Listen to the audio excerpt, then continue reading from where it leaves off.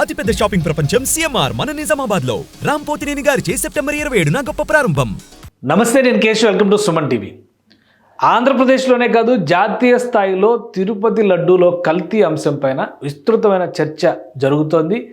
హిందూవాదులు అలానే హైందవ సంప్రదాయవాదులతో పాటు రాజకీయ పార్టీల మధ్య కూడా ఒక చర్చ రగడగా మారుతున్నటువంటి పరిస్థితిని గమనిస్తున్నాం. అయితే తిరుమల తిరుపతి దేవస్థానంలో నెయ్యి నాణ్యతకి సంబంధించి తిరుమల తిరుపతి దేవస్థానం ఈవో తీసుకున్నటువంటి చర్యలు ఏంటి, ప్రభుత్వానికి సమర్పించినటువంటి నివేదిక ఏంటి, ఆ నివేదికలో ఉన్నటువంటి కీలక అంశాలను ఒకసారి పరిశీలించేటువంటి ప్రయత్నం చేద్దాం.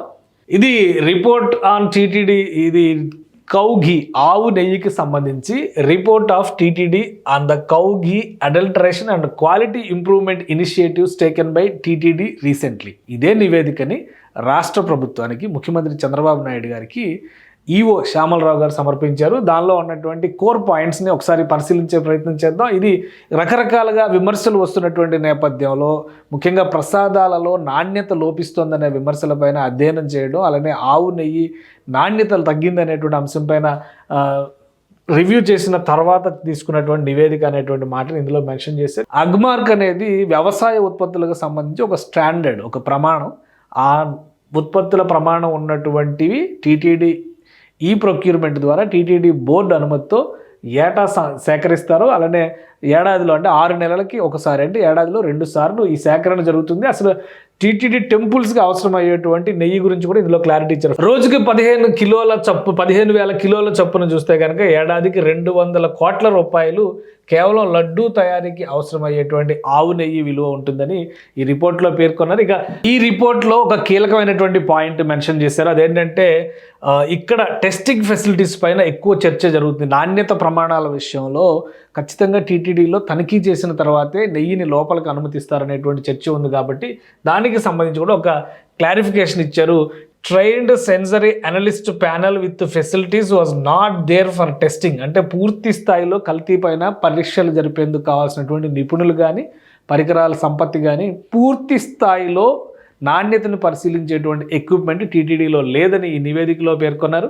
Basic parameters, the cow ghee received through tankers was tested with basic parameters. So ఇట్లాంటివి బేసిక్ టెస్టులుగా ఉన్నటువంటివి ఒక 10 పరీక్షల వరకు చేస్తారు. ఇవి గనక క్వాలిఫై అయితే ట్యాంకుల్ని లోపలికి అనుమతిస్తారు.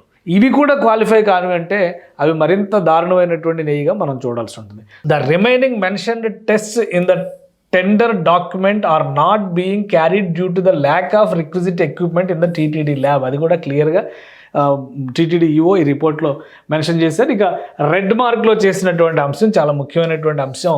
ఇందులో ఏం పేర్కొన్నారంటే test were only confined to the above parameters. అంటే ఇక్కడ చెప్పినటువంటి పారామీటర్స్ మాత్రమే కన్ఫైన్ అయింది. అలాగే TTD lab not for adulteration, not on adulteration.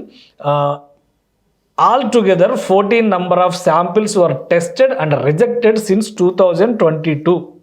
అంటే 14 సార్లు 2022 నుంచి రిజెక్షన్కి గురైనాయి.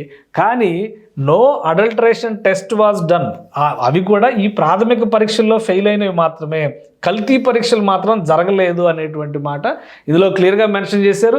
టెండర్ కండిషన్స్కి సంబంధించినటువంటి అంశాలను కూడా ఈ నివేదికలో పేర్కొన్నారు. Facility of outside NABL accredited lab could have been utilised for adulteration testing. This was never done. ఇది చాలా ముఖ్యమైనటువంటి అంశము. అంటే ఈ కండిషన్స్ ప్రకారం చూస్తే కనుక ఎన్ఏబిఎల్ సర్టిఫికేషన్ ఉన్నటువంటి ల్యాబులు, బయట ఉన్న ల్యాబుల్లో ఈ పరీక్షలు చేయించవచ్చు, కానీ అది ఎప్పుడూ చేయించలేదు. కేవలం ప్రాథమిక పరీక్షల్లో ఫెయిల్ అయిన ట్యాంకర్లను మాత్రమే రిజెక్ట్ చేశారు, కానీ పూర్తి స్థాయి పరీక్షలు చేయలేరు. ఇక్కడ ఇంకొక మాట ఏం చెప్పారంటే స్కేల్ ఆఫ్ ఆపరేషన్ టీటీడీ చేస్తున్నటువంటి ఆపరేషన్స్ ప్రకారం చూస్తే కేవలం ఈ అడల్టరేషన్ టెస్టులకు సంబంధించి 75 లక్షల రూపాయలు ఖర్చు అవుద్ది. అది పెద్ద మొత్తమేమి కాదు, కానీ అది పెట్టి ఆ టెస్టుల పైన ఫోకస్ పెట్టేటువంటి ప్రయత్నం కూడా టీటీడీ ఏనాడు చేయలేదు. అది కూడా ఇక్కడ మెన్షన్ చేశారు. టీటీడీ ల్యాబ్లో అవేవి కూడా ఇన్స్టాల్ చేయలేదు అనేది. సో ఇది మొత్తం మీద చెప్పింది. కానీ కొత్త ప్రభుత్వం వచ్చిన తర్వాత వరుసగా నేతికి సంబంధించి కానీ, ప్రసాదాల నాణ్యతకు సంబంధించి కానీ చర్చ జరుగుతున్నటువంటి నేపథ్యంలో ప్రధానంగా ఆవు నెయ్యి నాణ్యతపైనే ఫోకస్ పెట్టింది.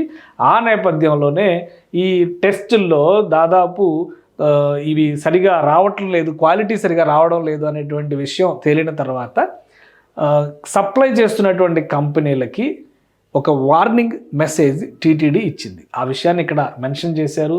కల్తీకి సంబంధించి ఖచ్చితంగా బయట ల్యాబ్లో పరీక్షలు జరిపిస్తామని కొత్త ఈవో వచ్చిన తర్వాత వార్నింగ్ ఇచ్చారు. ఎందుకంటే కొత్త ఈవో మొత్తం మీద పనిచేసింది 15 రోజులే. 15 రోజుల్లోనే ఈ భాగవతం అంతా బయటపడింది. మిగతా 15 రోజులు టెస్టులకు కావాల్సినటువంటి సమయం కింద మనం కన్సిడర్ చేయాల్సి ఉంటుంది.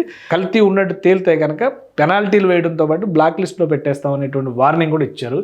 ఎన్డీడీబీ సర్టిఫికేషన్ సమయంలో, వెరిఫికేషన్ సమయంలో ఏం జరిగింది, వాటి నివేదికలు ఇవే మీడియాలో వైరల్ అవుతున్నటువంటి నివేదికలు. ఎందుకంటే 100 పాయింట్లు ఉండాల్సిన చోట కేవలం 20 పాయింట్లే ఉంది నేతి క్వాలిటీ అనేటువంటి మాట ఈవో స్వయంగా చెప్పారు. ఆ నివేదికల్ని మీడియాకు కూడా రిలీజ్ చేశారు. నోటీస్ వాజ్ ఇష్యూడ్, అంటే అడల్ట్రేషన్ జరిగిందని నిరూపణ జరిగిన తర్వాత 22/7/2024లో ఒక నోటీస్ ఇచ్చారు. అలానే 23/7/27 ఇలా 3 సార్లు నోటీస్ ఇచ్చారు. సూటబుల్ యాక్షన్ షుడ్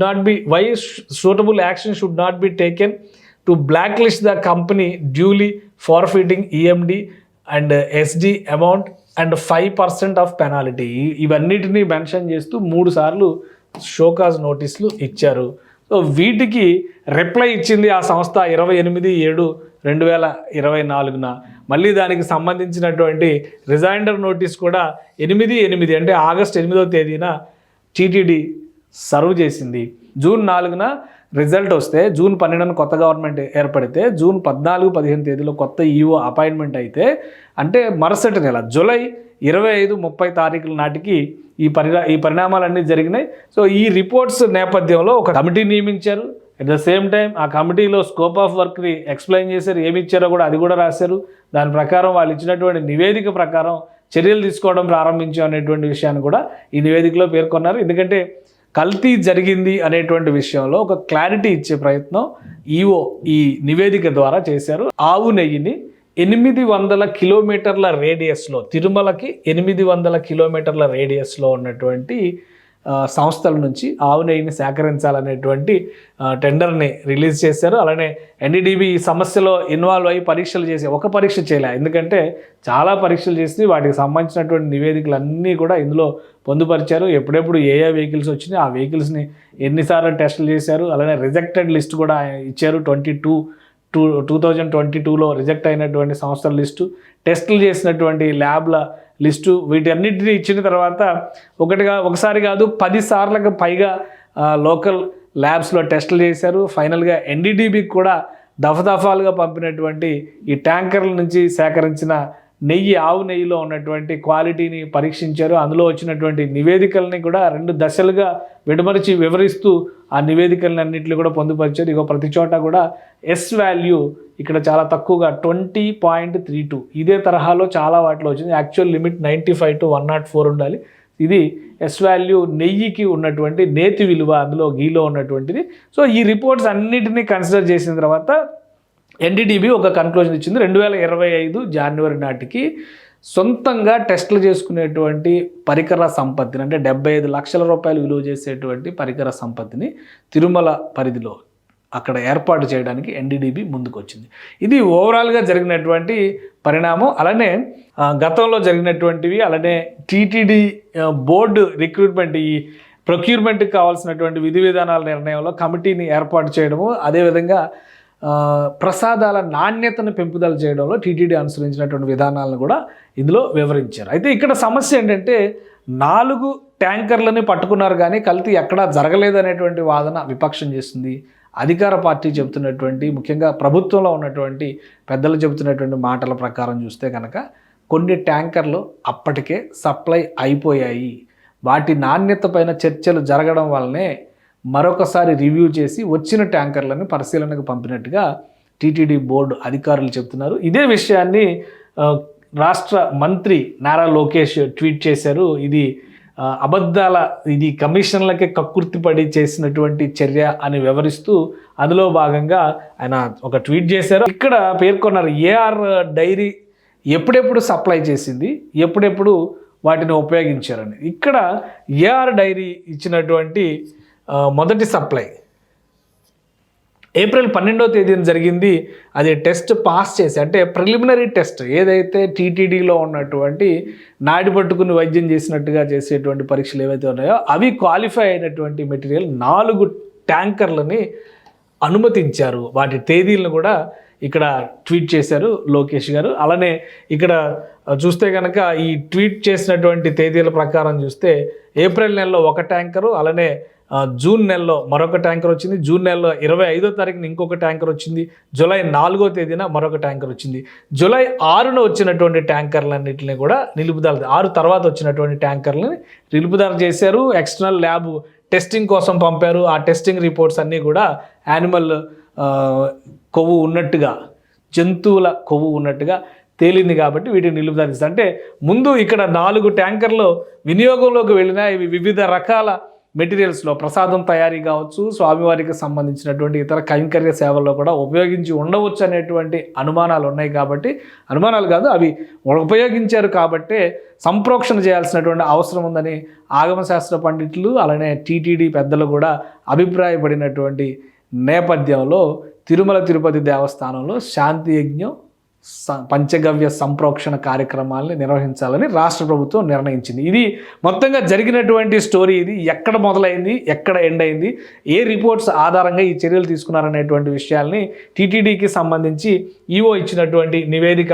ఆధారంగానే రాష్ట్ర ప్రభుత్వం నిర్ణయం తీసుకుంది. ఇక రాబోయేటువంటి రోజుల్లో ఫుల్ ఫ్లెడ్జ్డ్ టెండర్స్ పిలిచేటువంటి సందర్భంలో కూడా జనవరి 2025లో ల్యాబ్ ఎక్విప్మెంట్ కూడా వచ్చేస్తే టీటీడీలోనే వీటిని తనిఖీ చేయడం ద్వారా, నాణ్యత పరీక్షలు నిర్వహించడం ద్వారా మరింత జాగ్రత్త, అప్రమత్తత వహించడానికి అవకాశం ఉంటుందని టీటీడీ అధికారులు భావిస్తున్నారు.